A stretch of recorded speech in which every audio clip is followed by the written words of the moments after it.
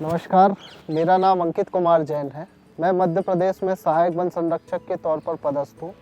वर्तमान में मैं राज्य वन सेवा अकादमी देहरादून में 38वें बैच 2024-26 में प्रशिक्षु अधिकारी के तौर पर प्रशिक्षण प्राप्त कर रहा हूँ। मेरे साथ यहाँ पर मेरे दो साथी प्रशिक्षु अधिकारी आशीष वर्मा जी और राहुल चौहान जी हैं। आज हम वीडियो के माध्यम से ब्रेस्ट हाइट डायमीटर मापने के जो भी रूल्स हैं उसके बारे में उसको बताने के लिए आपके सामने उपस्थित हुए हैं। मैं शुरू के 3 रूल्स बताऊंगा और बाकी के रूल्स के लिए आशीष वर्मा जी और राहुल चौहान जी आएंगे। इस वीडियो को बनाने का एकमात्र उद्देश्य ये है कि जब भी फील्ड पर जाकर आप ब्रेस्ट हाइट और डायमीटर मेजरमेंट से संबंधित कोई भी कार्य करें तो ये वीडियो आपको हेल्प करे ताकि इसको देखकर आप आसानी से और कम समय में ज़्यादा काम कर सकें।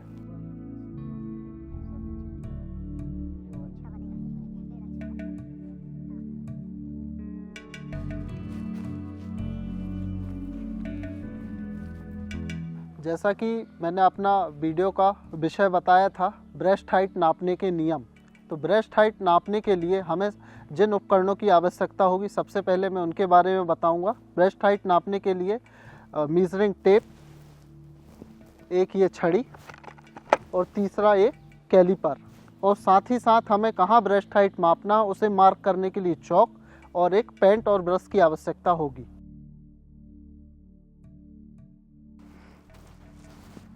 नमस्कार, जैसा कि पहला नियम है, किसी भी समतल जगह पर यदि किसी भी पेड़ का व्यास मापना है तो उस पेड़ का व्यास ब्रेस्ट हाइट या छाती ऊंचाई पर ही मापा जाएगा, जो कि 1.37 मीटर या 4 फुट 6 इंच होती है। मैं मापने से पहले ये बताना चाहूँगा किसी भी पेड़ का जो व्यास है वो ब्रेस्ट हाइट पर ही क्यों मापा जाता है। ब्रेस्ट हाइट पर मापना जो है एक सार्वभौमिक स्वीकृत या यूनिवर्सली एक्सेप्टेड नियम है। यदि हम अपने आप से देखें, यदि हम बार बार बेस से मापेंगे तो ये हमारे लिए भी एक आसान तरीका नहीं होगा जो हमारी कार्य क्षमता को घटाएगा। और साथ ही साथ हर पेड़ का जो है नीचे से सामान्यता नहीं होती, वहाँ छोटी छोटी झाड़ियाँ कांटे हो सकते हैं, इसलिए उसको नीचे से ना नापना ही एक सही तरीका है।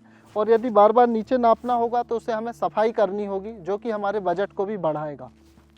तीसरी चीज़, पहले नियम के अनुसार यदि इस पेड़ का ब्रेस्ट हाइट पर या छाती ऊंचाई पर व्यास मापने के लिए 2 चीज़ों का उपयोग कर सकते हैं। या तो हम एक मीजरिंग टेप का उपयोग कर सकते हैं या मीजरिंग टेप्स का उपयोग करके एक हम ऐसी लकड़ी बना सकते हैं जो कि पहले से ही 1.37 मीटर या 4 फुट 6 इंच की लंबाई पर होगी। इससे हम सभी पेड़ों को मापेंगे तो हमारा समय भी कम लगेगा और हमारी जो ऊंचाई एक सी रहेगी। अब इस लकड़ी का उपयोग करके हम एक पेड़ का व्यास या ब्रेस्ट हाइट पर मापना देखते हैं। तो सबसे पहले इस लकड़ी को हम ऐसे रखेंगे कि ये जो है ज़मीन से टच करे, इसका नीचे का सिरा और ऊपर का सिरा जहाँ पर आएगा वहाँ पर हम चौक से मार्क कर देंगे। ये हमारी ब्रेस्ट हाइट या छाती ऊंचाई होगी। जैसा कि हमने इस लकड़ी का उपयोग करके इस पेड़ के ब्रेस्ट हाइट को मार्क कर लिया है चौक की सहायता से, अब इस मार्क से ही हम व्यास को मापेंगे। इस पेड़ के व्यास को मापने के लिए हम कैलीपर का उपयोग करेंगे।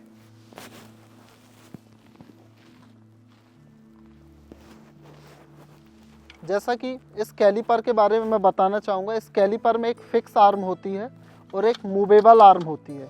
तो व्यास मापने के लिए सबसे पहले कैलीपर का जो है मूवेबल आर्म को फैला लेना है और इसके बाद इसको प्रॉपर फिक्स आर्म को एक साइड लगाकर और जो इसकी मूवेबल आर्म है उसको फिक्स कर लेना है। और जहाँ हमने मार्क किया था उस मार्क से नीचे नहीं जाना चाहिए, उस मार्क पर लगाकर ऐसे फिक्स कर लेंगे। और उसके बाद उसमें जो रीडिंग लिखी होती है मूवेबल आर्म के साइड उसे पढ़ना है। जैसा कि इसका जो डायामीटर है 44 सेंटीमीटर है। अब हम दूसरा नियम देखते हैं। दूसरा नियम ये कहता है कि जहाँ पर भी ब्रेस्ट हाइट का मार्क आया था वहाँ पर धन का चिन्ह निरूपित करते हुए 12 सेंटीमीटर की लाइनें खींचेंगे। उसके लिए हम एक पेंट का उपयोग करेंगे। अब इसे ऐसे बनाना है।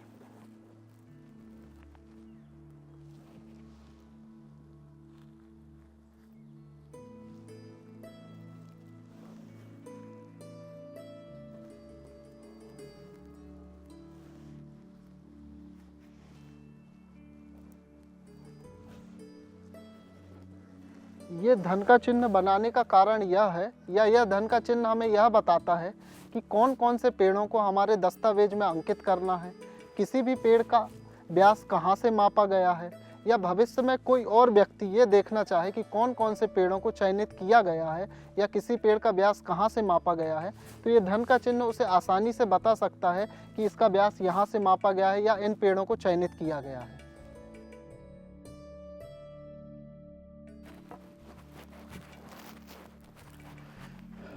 अगला नियम पेड़ की फोर्किंग या उसके दो भागों में बंटने के बारे में बताता है। यदि कोई पेड़ ब्रेस्ट हाइट या छाती ऊंचाई से पहले दो भागों में बढ़ जाता है तो उसे दो पेड़ मानेंगे और दोनों का अलग अलग व्यास निकालेंगे। यदि कोई पेड़ ब्रेस्ट हाइट या छाती ऊंचाई के ऊपर दो भागों में बढ़ता है तो उसे एक सिंगल पेड़ मानेंगे, उसे एक अकेला पेड़ मानेंगे और उसका केवल एक ही व्यास मापेंगे। जैसे एग्जाम्पल के तौर पर हम इस पेड़ को देखते हैं। यदि इस पेड़ का हम ब्रेस्ट हाइट या छाती ऊंचाई मापें तो जो कि यहाँ आ रहा है, जहाँ पर पेड़ दो भागों में छाती ऊंचाई के नीचे पेड़ दो भागों में बढ़ जाता है, तो इसे हम दो पेड़ के रूप में कंसीडर करेंगे, दो पेड़ मानेंगे और दोनों का अलग अलग व्यास निकालेंगे। माना यदि यह पेड़ ब्रेस्ट हाइट या छाती ऊंचाई के ऊपर दो भागों में बढ़ता तो उसे हम एक पेड़ मानते और उसका एक अकेला व्यास कंसीडर करते।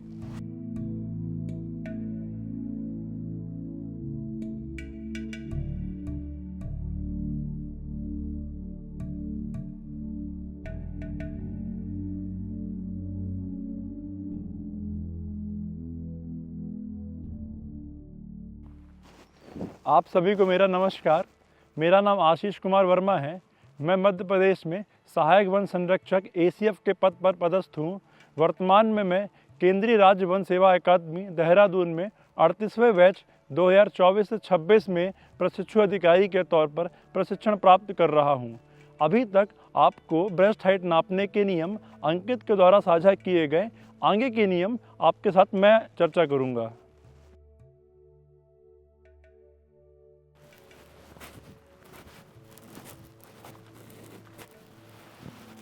आइए DBH नापने के नियमों की अगली कड़ी पर चलते हैं। आमतौर पर वन क्षेत्र में सारे पेड़ समतल जमीन पर नहीं होते।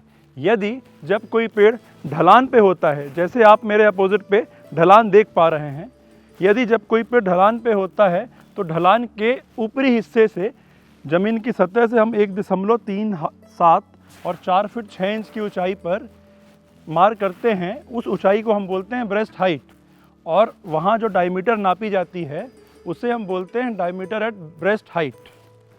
जैसे कि ये स्टिक है, इसकी ऊंचाई हमने रखी है पहले से 1.37। यहाँ पे हम एक मार्क करेंगे और यहीं पे हम 12 सेंटीमीटर का एक धन मार्ग बनाएंगे।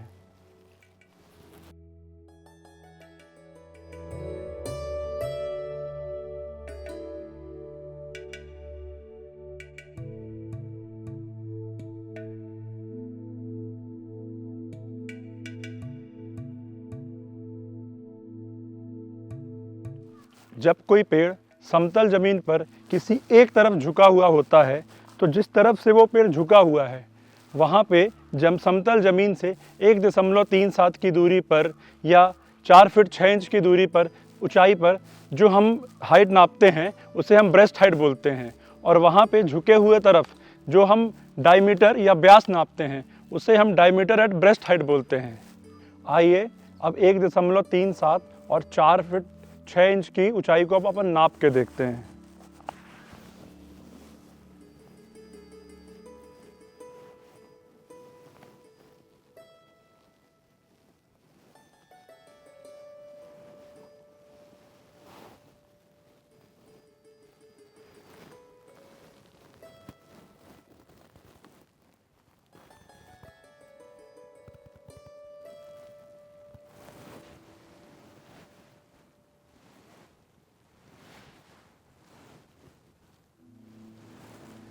जहाँ पे हमने पहले धन मार्ग बनाया था, अब इसे टेप से नापा है तो इसकी ऊंचाई 1.37 मीटर अथवा 4 फीट 6 इंच है। अब इसी के ये ऊंचाई को ही हम बोलेंगे ब्रेस्ट हाइट, और यहीं पे पेड़ के झुके हुए तरफ से ही हम व्यास नापेंगे और उसे हम बोलेंगे डायमीटर एट ब्रेस्ट हाइट। अंत में इस बात का विशेष ध्यान देना है कि जिस ऊंचाई पर हम नाप रहे हैं ब्रेस्ट हाइट और डायमीटर एट ब्रेस्ट हाइट, वहाँ पर कोई भी क्लाइंबर्स, क्रीपर्स या कोई भी काई न लगे रहे, वरना हमारी जो ऊंचाई है वो सटीक नहीं आएगी। और हमें जो भी डायमीटर नापना है और ब्रेस्ट हाइट नापना है वो हमेशा झुके हुए पेड़ के झुके हुए तरफ नापना है। आइए अगला नियम समझते हैं।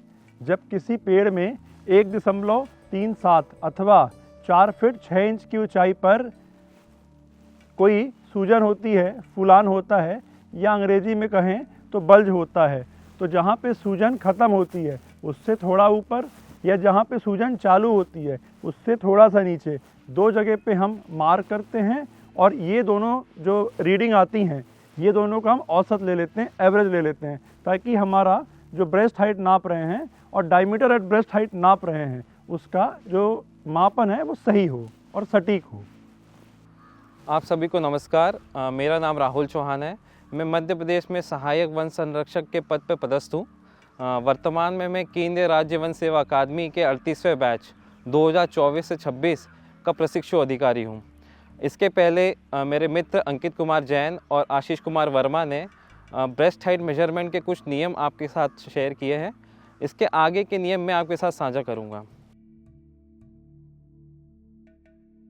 अगला नियम यह बताता है कि जिस पेड़ का व्यास हम नाप रहे हैं उसके नीचे जो भी झाड़ियाँ, घास या क्लाइंबर्स हैं उसे हमें हटा देना चाहिए।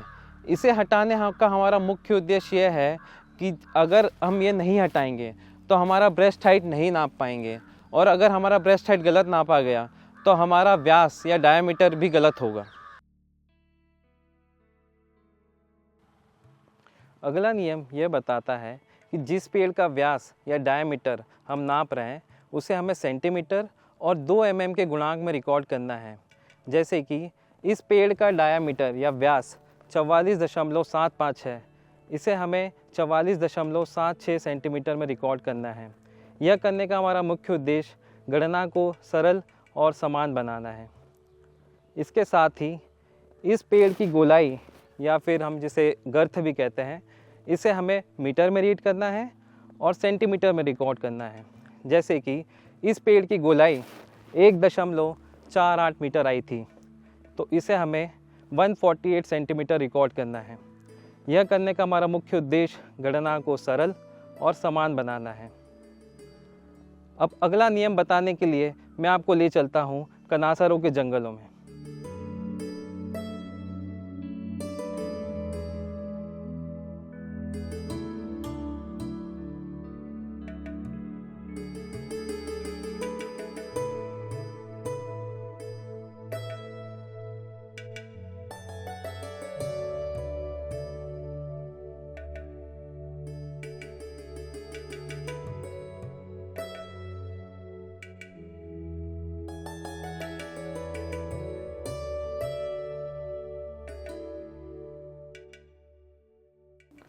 अगला नियम यह है कि अगर किसी पेड़ की जड़ों में सूजन, जिसे हम बट्रेस कहते हैं, अगर ये 1 मीटर से ज़्यादा होता है, जैसे इस पेड़ में देख सकते हैं कि 1 मीटर से ज़्यादा इसकी बट्रेस है, तो उस केस में जहाँ पर बट्रेस एंड हो रही है उससे 45 सेंटीमीटर उसका डायमीटर नापा जाता है।